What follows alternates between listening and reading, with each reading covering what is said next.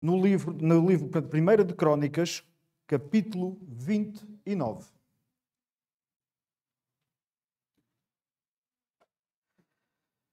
Primeira de Crónicas, capítulo 29, e vamos ler os versículos 1 até ao 3.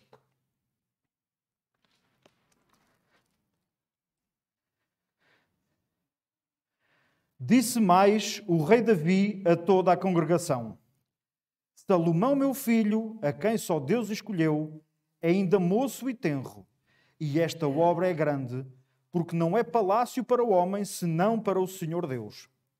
Eu, pois, com todas as minhas forças, já tenho preparado para a casa do meu Deus ouro para as obras de ouro, prata para as de prata, cobre para as de cobre, ferro para as de ferro e madeira para as de madeira, pedras sardónicas e as de engaste, e pedras de ornato, de obra de embutido, e toda a sorte de pedras preciosas, e pedras marmóreas em abundância. E ainda de minha própria vontade, para a casa de meu Deus, o ouro e prata particular que tenho demais, e dou para a casa do meu Deus, afora tudo quanto tenho preparado para a casa do santuário. Vamos, ao longo desta meditação, voltar a ler estes textos, mas queria realçar o versículo 2, o início, em que diz que eu, pois, com quê? Com todas as minhas forças. Não são algumas, são todas. E a seguir fala-nos do quê? O que é que o rei Davi fala a seguir? O que é que ele oferece para a casa do Senhor? Ouro, prata, oferece bens. E permitam-me esticar-me um pouco. Podemos dizer que Deus também pede de nós os nossos bens. E podemos dizer que pede todos. E os irmãos, se calhar, estão a pensar, bom, o irmão Filipe é tesoureiro, se calhar já está aqui a ver se nos comove a dar mais. Não é nada disso, muito longe disso. Quando Deus nos pede alguma coisa, Deus pede sempre por metades, por bocadinhos? Não. Vamos ler rapidamente no livro de Joel, capítulo 2, versículo 12. Joel, capítulo 2, versículo 12.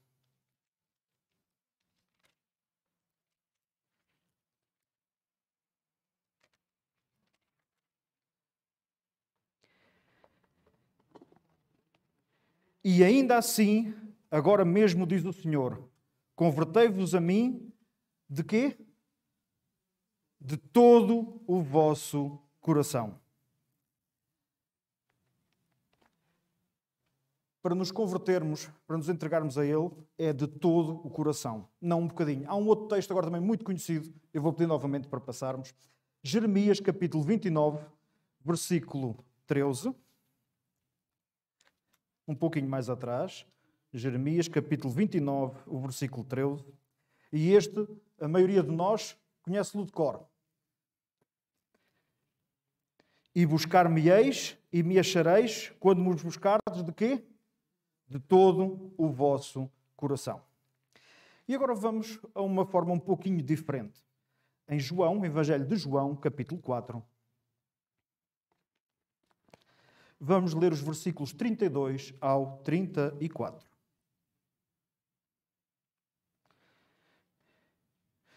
Porém, ele lhes disse: uma comida tenho para comer que vós não conheceis. Então os discípulos disseram uns para os outros: trouxe-lhe porventura alguém de comer? E Jesus disse-lhes: a minha comida é fazer a vontade daquele que me enviou e realizar a sua obra.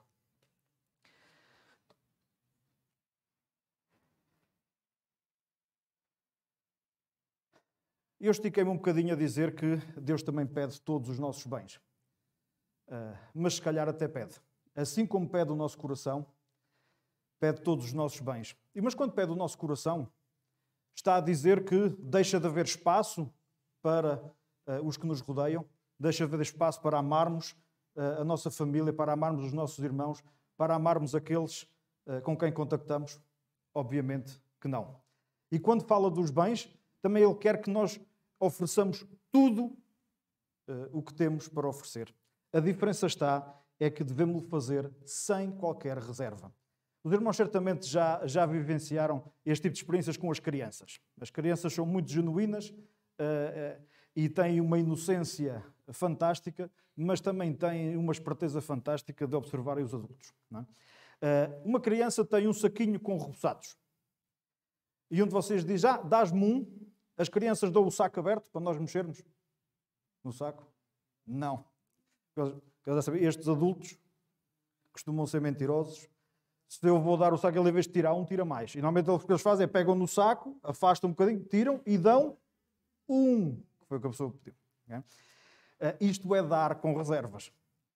E Deus, quando nos pede para darmos tudo o nosso coração, todos os nossos bens, é dar sem reservas, sem olhar ao que estamos. A fazermos a oferta por sinceridade de coração, por vontade de participar com o nosso Deus, retribuindo em parte as bênçãos que Ele nos deu.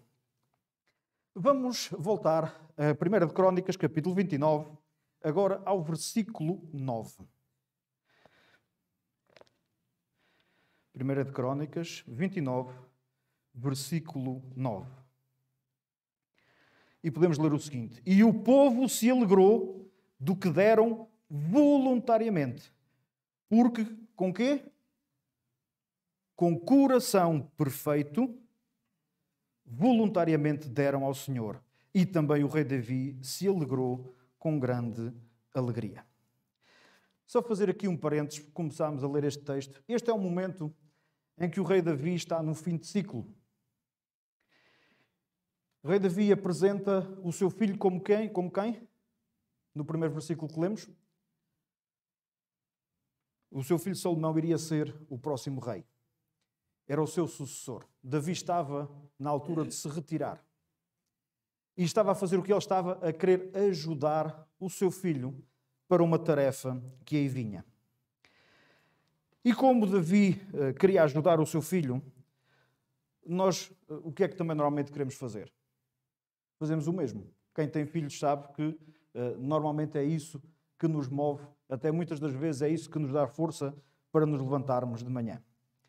E permitam-me um pouco a leveza de algumas palavras que vou ter de seguida, mas vamos ver um ciclo, e como todos os ciclos, isto é uma redundância, tem um princípio e tem um fim, que normalmente termina exatamente no mesmo lugar. Imaginem um jovem adolescente, 14 anos, não recordo agora a idade, e é aquela idade especial, não é? Principalmente para os rapazes, e vão-me perdoar aqueles que estiverem a ouvir. É uma idade em que parecem muitas das vezes um homem das cavernas, mas com roupa. Cabelos desgrenhados, mal criados, a fazer sons, tal e qual um homem das cavernas, mas vestido. E passo a apresentar-vos eu, mais ou menos com essa idade.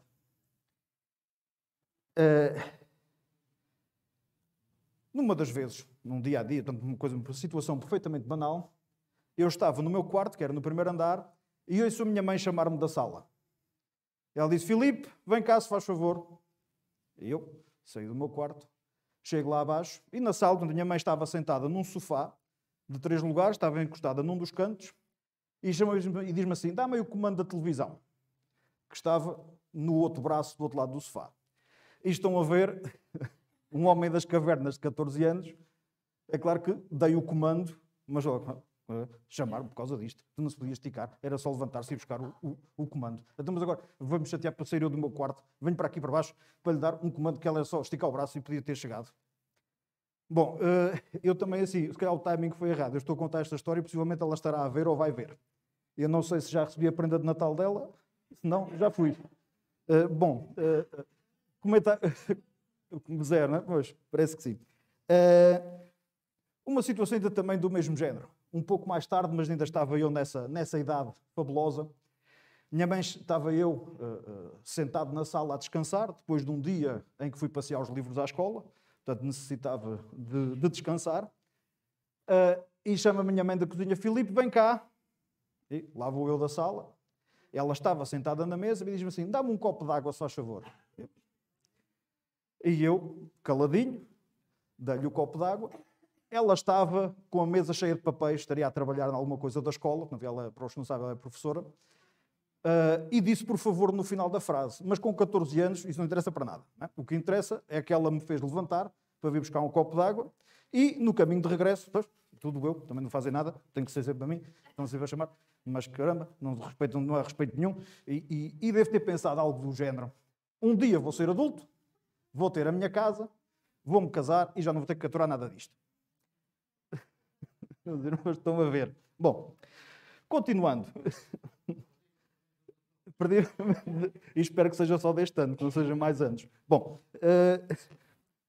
mas os irmãos estão a imaginar, a vida decorreu, chegou o grande dia, o dia em que nos casámos e ela entendeu que me queria aturar. Conseguimos a nossa casa, ainda sem filhos, e estávamos, portanto, num fim de semana, descansados, íamos ver um filmezinho, sentados de sofá, tapadinhos com uma manta, e ao fim de meia hora para escolher que filme queríamos, eu a querer um de ação, um de super-heróis, e acabámos por ver o que ela queria, que era romântico. Bom, entretanto, depois de tudo isto, eu decidi, bom, antes de começarmos o filme, vou fazer uma sandes para calçar isto, para poder ver o filme mais, para poder suportar melhor o filme. Levantei-me, preparei a minha sandes e da cozinha digo: queres que te leve alguma coisa? E ela diz: não, não quero nada. Bom, vou com o pratinho, a minha sandes, sento-me no sofá, tapo-me com a manta e ouço assim: podes-me dar uma dentadinha? É claro que amavelmente lhe estendi o prato. E estão a ver em que momento é que eu olho para ela e de repente a boca dela parece que fica deste tamanho.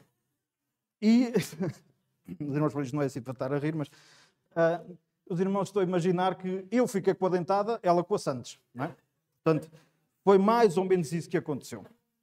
Bom, mas continuando o ciclo de vida, já com filhos e depois stress do trabalho, 10 miúdos, horas para cumprir, eis que tinha que ir às compras e ela pediu para que eu comprasse manteiga, ovos, açúcar, natas. Peço desculpa. Estou a ler a lista de compras errada. Nesta altura, ela pediu para eu comprar leite de soja, vegetais e tofu. E disse: bom, tens aqui uma listinha, um papelinho pequenino, escrito para não te esqueceres de nada. E vou eu às compras, chego às compras, a lista, faz mal, eu lembro-me de tudo. Chego a casa com o saco de compras, ela começa a abrir e saem bifes de vaca, puré de batata instantâneo e uma tablete de chocolate. E ao que ela responde: nem com uma lista consegues trazer nada do que eu te peço. E ainda diz no final: e as natas de soja para a sobremesa amanhã na igreja? E eu disse: devem ter caído no carro. Não é? Para o carro, meto-me no carro, a direito à loja, à venda mais perto, a cumprir os limites de velocidade, obviamente. Compro as natas de soja, volto, e ela diz: tanto tempo? Disse, o vizinho fez-me ali uma pergunta, queria que eu dissesse uma coisa. E este é mais um desses momentos do ciclo de vida. Mas acho que depois não, quando chegaram as crianças, é sempre uma fase que é nova, e temos de dizer, é algo que é um momento que é bonito, é um momento que nos muda as vidas, mas depois vem aquela fase muito engraçada no início, os primeiros banhos, as primeiras fraldas, mas depois continuam as fraldas e os irmãos estão a perceber que nós rapidamente percebemos que uma única criança parece uma fábrica com uma linha de montagem. Bom, já perceberam o que é que eu queria dizer. Vem as noites, em relação às fraldas, e depois ainda tem algo que é engraçado. Não é? Ela diz que vai mudar a fralda ao menino. E ao que eu educadamente pergunto, mas ainda há 2 dias mudei. Não é? Os irmãos, normalmente há aquela questão entre o pai e mãe, que normalmente os pais depois gostam de contabilizar aquilo que não fazem.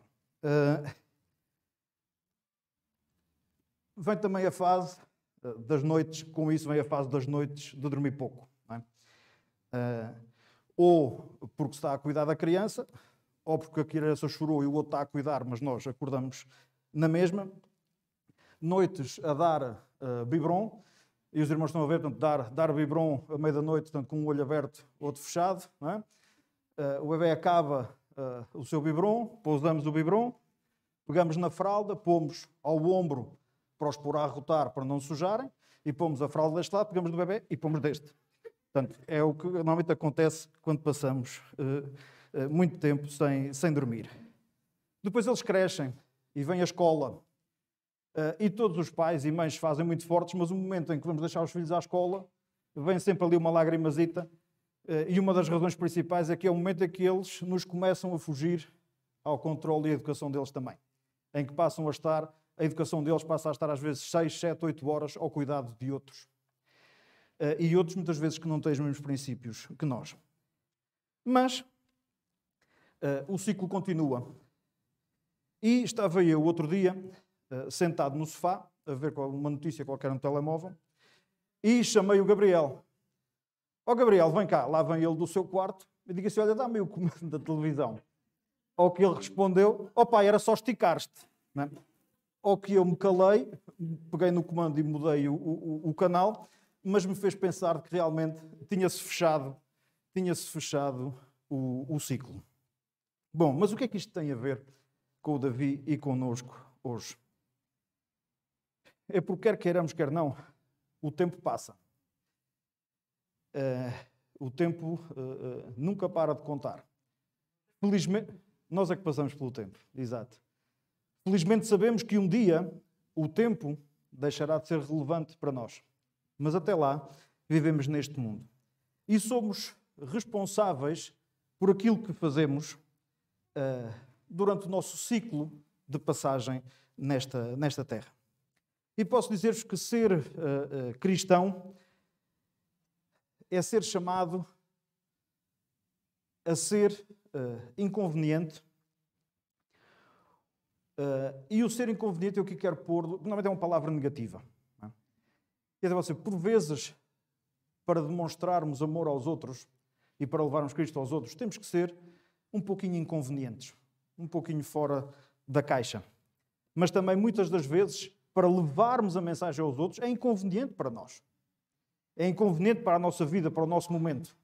Mas, acima de tudo, temos de lembrar que há outros valores. Um texto também extremamente conhecido,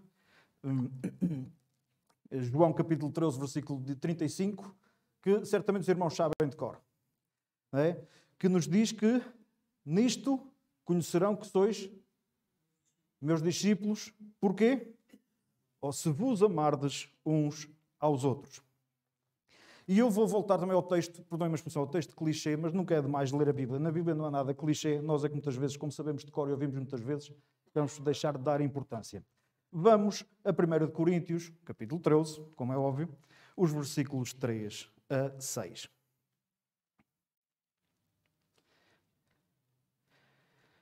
Primeira de Coríntios, capítulo 13, versículos 3 a 6. Ainda que distribuísse toda a minha fortuna para o sustento dos pobres, e ainda que entregasse o meu corpo para ser queimado e não tivesse amor, nada disso me aproveitaria. O amor é sofredor, é benigno. O amor não é invejoso. O amor não trata com leviandade, não se ensoberbece. Não se porta com indecência, não busca os seus interesses, não se irrita, não suspeita mal, não folga com injustiça, mas folga com a verdade. Está aqui muito bem descrito o que é o amor. E não estamos a falar de amor entre casal, entre homem e mulher. Estamos a falar de amor entre irmãos. Do amor ser, aquele amor que só Deus tem e que todas as características deve encontrar em nós. Mas se repararem, o amor, como é descrito aqui, ele não diz como é que nós temos que fazer as coisas. Ele só diz que temos que as fazer.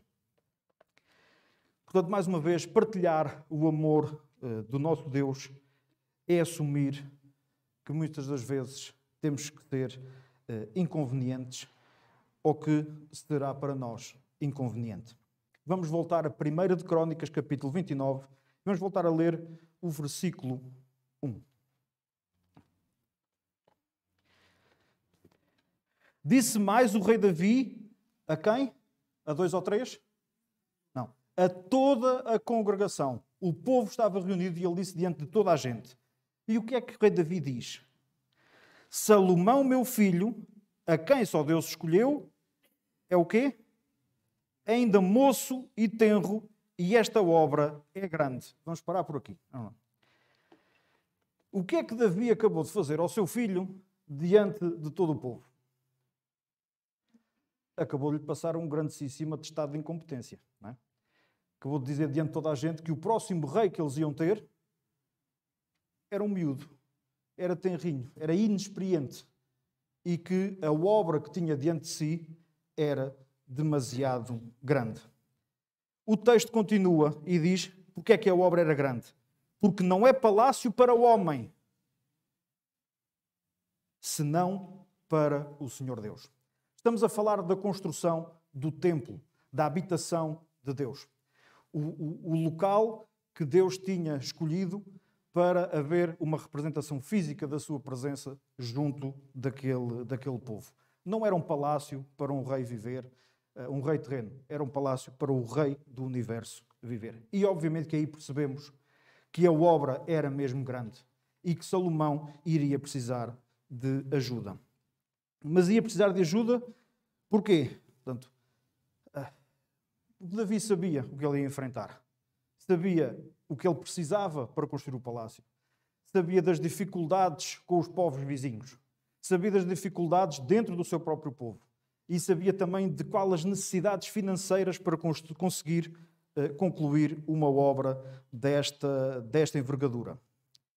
Podemos dizer que o rei Davi, realmente, nesta declaração, humanamente falando, e da forma como expôs o seu filho, foi um pouquinho inconveniente.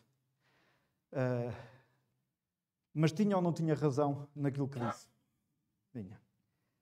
Eu não vou aqui arranjar desculpas para ninguém. Às vezes, com as pessoas que conhecemos, e até mesmo com as que amamos, e fora daqui nas nossas famílias ou na igreja, às vezes alguém quer intervir por nós, quer fazer um bem, é bem intencionado, mas diz coisas que nós interpretamos como tendo um bocadinho de maldade. Podemos lembrar disso neste caso. É que muitas das vezes essa maldade que nós pomos na mente dos outros não passa às vezes, é certo, numa situação ou outra pode haver maldade. Mas não devemos julgar por aí. O que é que lemos naquilo que era o amor no texto? Portanto, muito sinceramente, na maioria das vezes, há boa intenção em ajudar. Por vezes as palavras são mal escolhidas, os momentos mal utilizados, mas é com o intuito de nos favorecer sempre.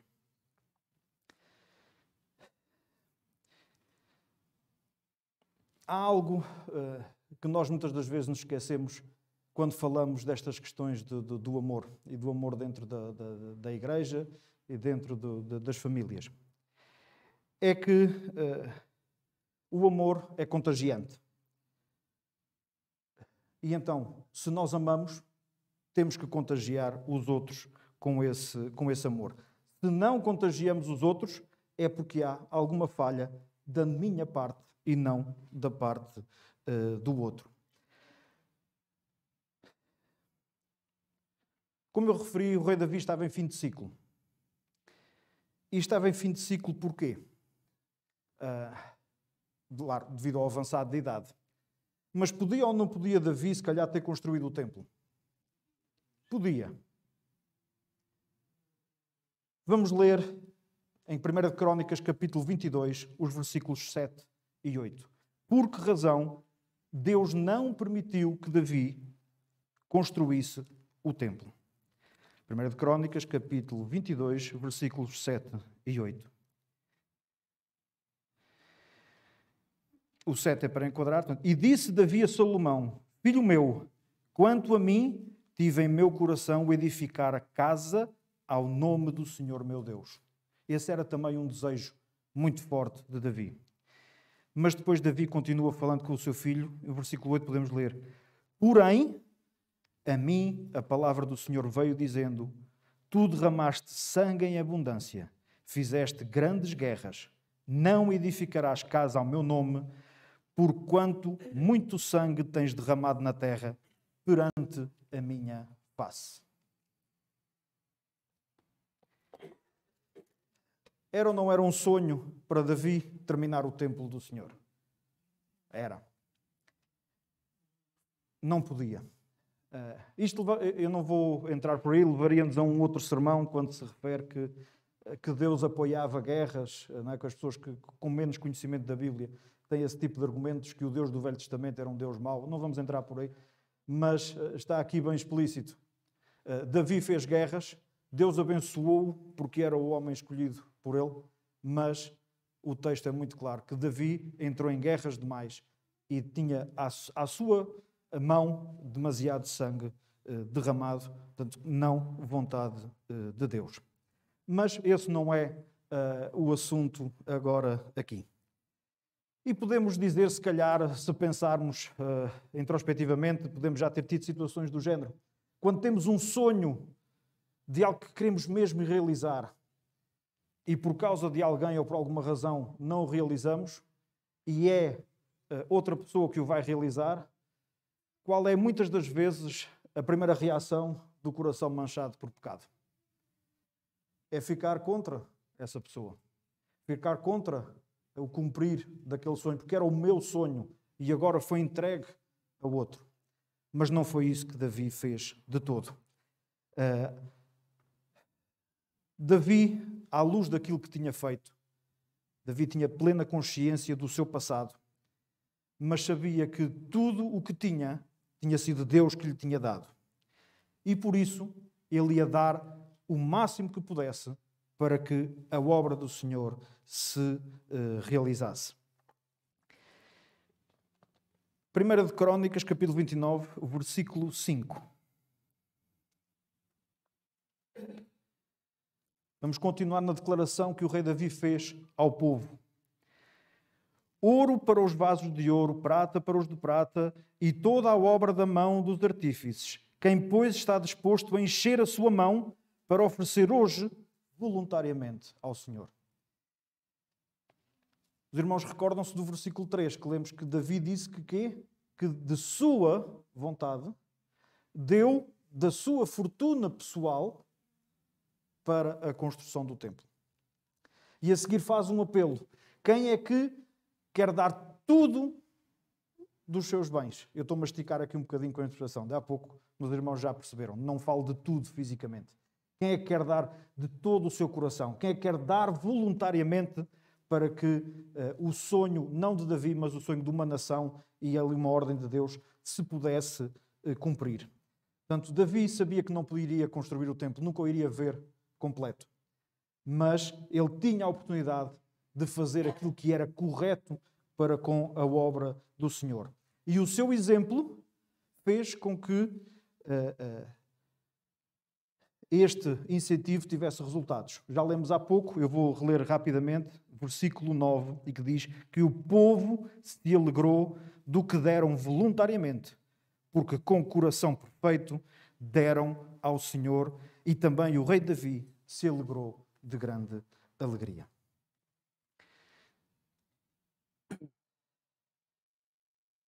Apesar de todo o seu passado, nós também temos os nossos passados. E embora haja consequências do pecado com as quais temos que viver, nada, mas mesmo nada, nos impede de continuarmos a trabalhar para o Senhor.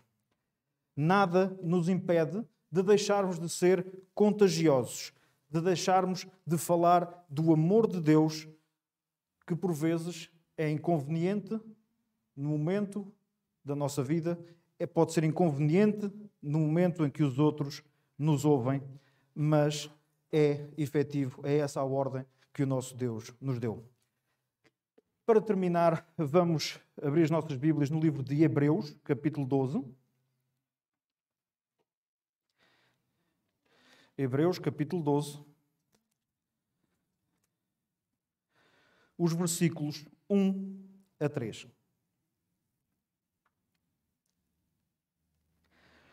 Portanto, nós também, pois que estamos rodeados de uma tão grande nuvem de testemunhas, deixemos todo o embaraço e o pecado que de tão perto nos rodeia e corramos com paciência a carreira que nos está proposta.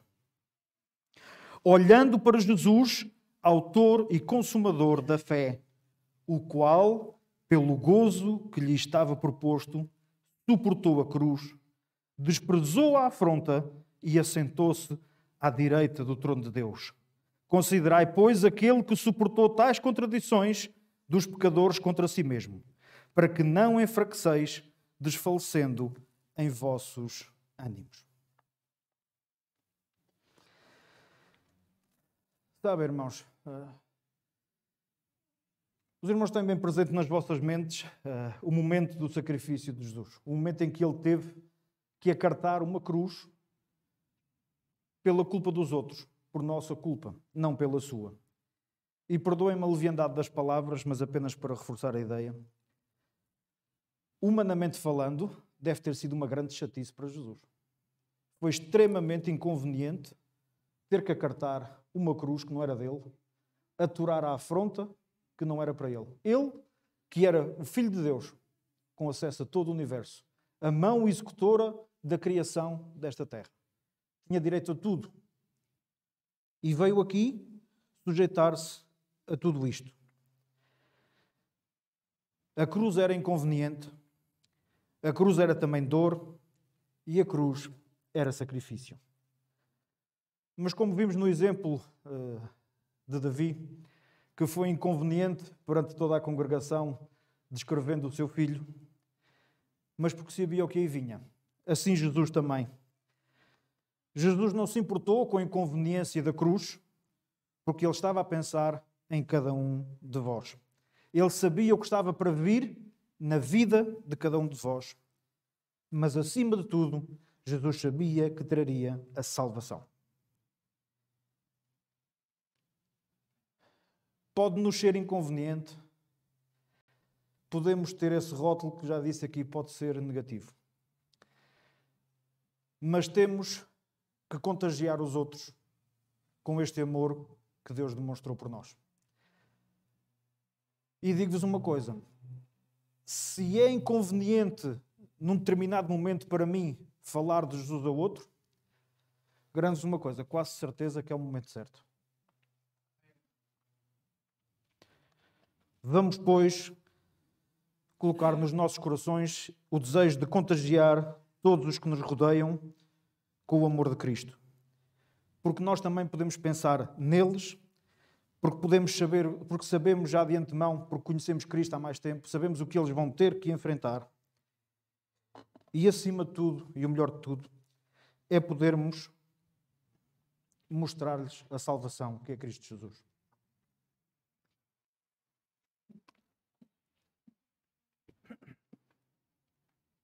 Irmãos, vamos entoar.